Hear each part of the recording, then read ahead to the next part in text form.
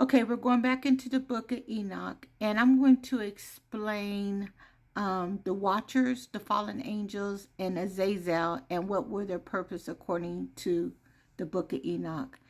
And this is a foundation for understanding how evil, corruption, and spiritual warfare spread before and after the flood. The book of Enoch, first Enoch, gives the clearest and most detailed account of the Watchers, Azazel, and the fallen angels, and why Yahuwah judged them so severely. So let's talk about it.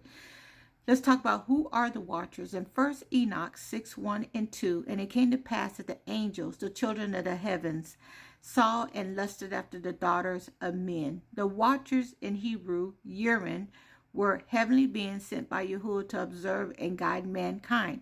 They were originally appointed to watch over humanity, not interfere. But instead of protecting, they betrayed their position and interfered with human life, violating Yahuwah's command.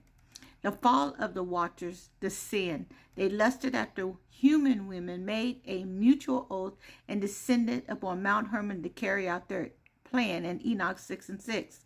Their leader, Shemaiah, he feared that if only he sinned, he'd be judged alone. So they all swore together to carry out the rebellion in Enoch 6:3-5. So who were the fallen angels and what did they teach? After taking wives, they began to corrupt the earth by teaching forbidden knowledge. So I'm going to give you a list as in 1 Enoch 8:1-3. And I'm going to list them by many by name, but here are the key ones. There are a lot, but I'm going to give you the key ones. The first one is Azazel. He taught warfare, sword making, armor, jewelry, makeup, vanity, and destruction. Simjaza taught enchantments, root work, occult knowledge. Barakwell, astrology and divination. Kokabil, signs of stars, astrology. Panumu, lies, deception, handwriting, manipulative communication. Gadriel deceived Eve, taught weapons and slaughter. And Kazadil taught demonic spirits and abortive medicine. And to get all these names, just look in the book of Enoch that I'm referencing in 1 Enoch 8:1-3.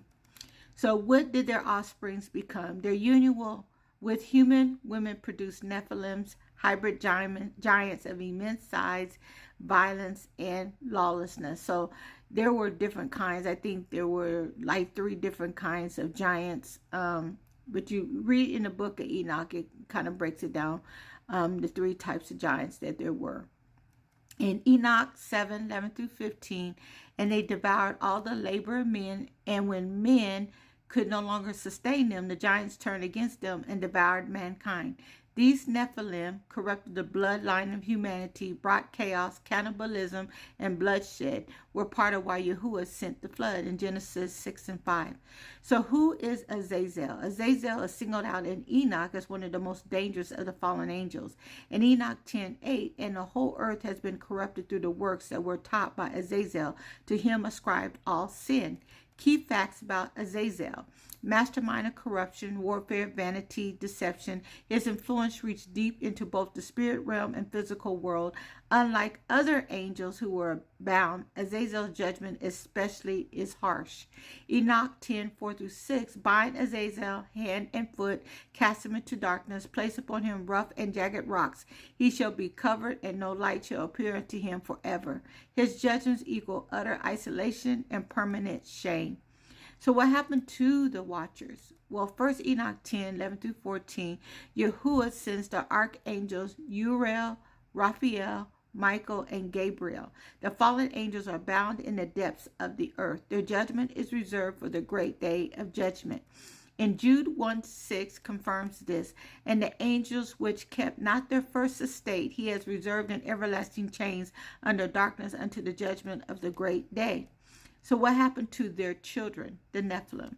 In 1 Enoch 15:8-12, now the giants who are produced from the spirits and flesh shall be called evil spirits upon the earth. They are the spirits of the Nephilim.